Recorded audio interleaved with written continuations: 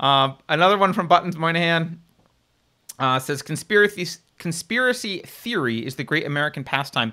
Even if these are lies, we have the right to engage. That is true, and it's this, but that's again as an elitist viewpoint of people, which is you're not believing the right things, therefore we should control you because you're so dumb. You're apt to believe dumb conspiracy theories. And the truth is, I mean I saw a meme about this the other day, but it's just true. It's funny. It's right. Okay, so the deep state agencies like the CIA and whatever, right?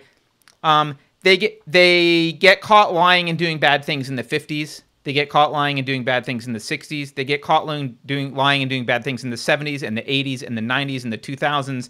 Nothing has changed, and we're supposed to believe that they're not lying and doing bad things now?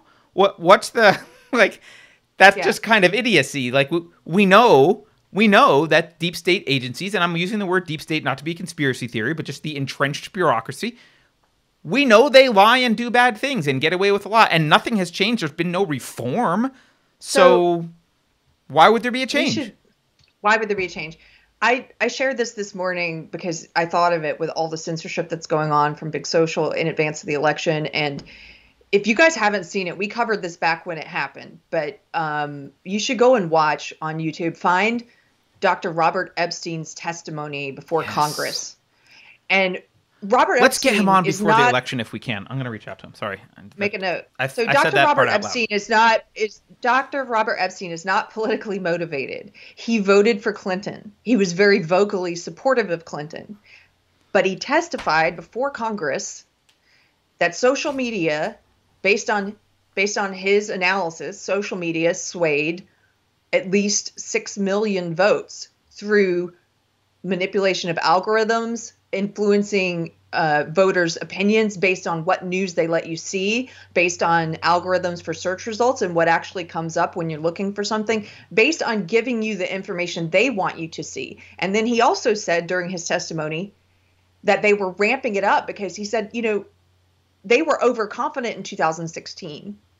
Zuckerberg, if he wanted to, didn't they do like 10.2 million votes towards Hillary in 2016? I think he said at least 6 million.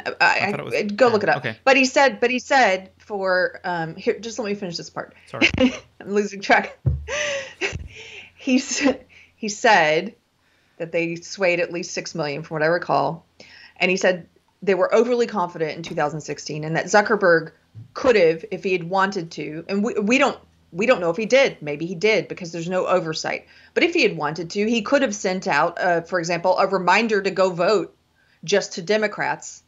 And if he had done that, he would have gotten around, I think, 800,000 something number of additional people to go vote that day. And we know he said, I can extrapolate the numbers of people that would be influenced by such a message because Facebook did in 2010 a test where they sent out a go vote reminder to everyone. And then they calculated how many additional people they got to the polls. And so if they choose to just selectively target people based on political affiliation, they could also sway directly how many people turn out. But aside from the ability to do that, they are manipulating us in all the ways that you talked about at the beginning, Carter. They're manipulating us by what news they allow us to see, what shows up in our feeds, who they shadow ban, what people they've permanently taken off of their platforms. Think about all the big influencers and new media people like Gavin, Milo, even Gavin small McGinnis, ones like Mikey Harlow, who's in our chat. Mike Harlow.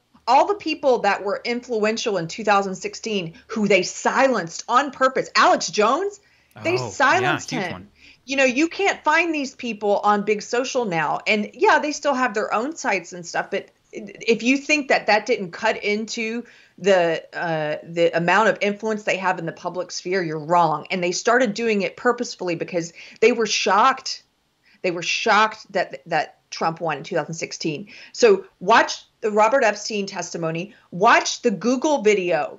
There's 2 Google videos you should watch. Watch the one of all the employees after the election, where it's all the Google employees and they're on stage like crying and talking about how, as a company, how are we going to make sure this doesn't happen again? They were shocked. That was one of our first Unsafe Space videos was the Google video. Yeah.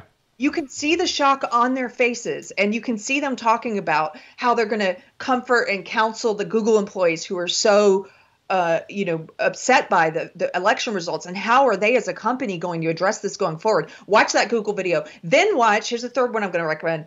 Watch the Project Veritas hidden camera video with the Google executive who admits on camera that since 2016, Google has taken it as their priority and their job to quote, well, I shouldn't say quote because I'm going to paraphrase, but she says to make sure that a Trump situation doesn't happen again. Right.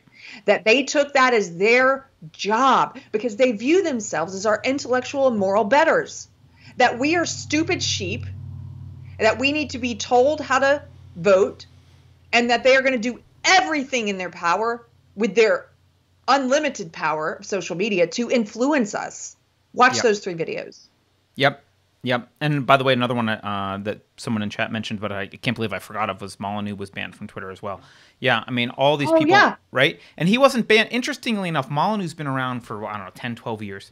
He's always been, the stuff he's been saying has always been controversial in many senses. I don't think he's changed his conversation very much, but he got political. He started talking about politics, and I think that's what did it. I think that was it. They were like, okay, you can have your opinions, but don't start talking about politics. Of course, they blamed it on something else, I'm sure, but yeah, we'll try and get Robert Epstein on. I'm not sure he'll join, but by the way, the thing about Silicon Valley, they are very smart. Like, the people building this stuff they're very intelligent. Like, this isn't a case of dummies doing stuff. They're very intelligent. They recruit from Stanford and MIT and Berkeley. These are not dumb people at all. Yeah. In fact, if I had the smartest people I know in the world, most of them are living in Silicon Valley. I mean, and some of those are radical, well, by default, leftists. But it's not an intelligence question. And when they get in that mindset, which they have been in for the past, 20 years, 15 years, maybe we'll say 10, 15 years, they've been in this mindset of manipulating humans. I don't think they even started teaching that mindset with the intention to do bad things. They didn't think about it as manipulating humans in a real sense. They just thought of it as like, well, we need to get them to use our app to do this and to do that. And like, that became part of the mindset. So thinking about what motivates humans and how to manipulate them to get them to do what you want is ingrained in part of the culture of Silicon Valley tech. That's part of the culture. So it's a very short leap to go from thinking of humans as users whom you are trying to get to click on things. It's a very small leap to go from that to, well, we're manipulating them in general for their own good. Right? Like it's a dehumanization tactic, actually, right? And I don't think it was even meant as a dehumanization tactic, but it's a mindset that you get in Silicon Valley, which is like, well, this is how we get users to do what we want. We measure this, we do this, we respond in these ways. This is how they do it. We, feed it into these algorithms. We figure out how to manipulate them. But now you're thinking of humans as a puppy to train in a certain way. That's how you think of humans. Yeah. You think of them as animals to train. And once you're thinking of them in that way, again, I don't think for nefarious reasons at first, it becomes very easy to extend that to politics. So if humans over here, if the deplorables are saying things that don't comport with your understanding of reality because you live in San Francisco and everyone's a leftist, well, it must be that there's something wrong with these humans over here. Mm-hmm. They must be, someone else must be manipulating. They must be Russians, right? And so you've got to counter the manipulation of them. Right? So it's almost like there's a competitor out there that's manipulating them in the wrong way. They do not think of humans as having free will. They think of humans as black box algorithms that needs to be deconstructed so that they can get them to behave in the way they want. So they know what inputs stimulate what outputs. That's how they think about humans. They don't think about them as people with free will. Again, not in an evil Machiavellian sense. It's just that's how they think about human beings. And then that can get applied to all this other stuff, which is where it gets really scary. And it's like, it goes back to that Plato quote that we've read before. Plato said, "This and no other is the root from which a tyrant springs. When he first appears, he is a protector." I have no doubt that a lot of these people who are pushing this in big social and in legacy media view themselves as somehow being America's protectors. Oh, absolutely. That the public can't be trusted. We can't be trusted. They view themselves as, again, as I said, not to belabor it, but they view themselves as intellectually and morally superior, and they think that they know what's best. They're Plato's and I think a lot of kings. them, yeah, a lot of them are like, well, okay, it's okay for us to censor and manipulate and push propaganda and try and force the outcome we want because we're doing it for these poor dumb animals' betterment. They don't understand. These poor dumb animals are going to vote for the wrong person if we don't shepherd this the way we want it to go. And I think they justify it by but you should be very, very, very, very aware of this kind of dark desire or dark willingness to accept dark methods in yourself. Because I'm sure we've all felt something like this in ourselves, where we try and justify something that's wrong because we think the outcome is good, and it's a dark path. Once you've decided, it's okay to censor, it's okay to do this, it's okay to tell this lie, it's okay to, because this my intent is good.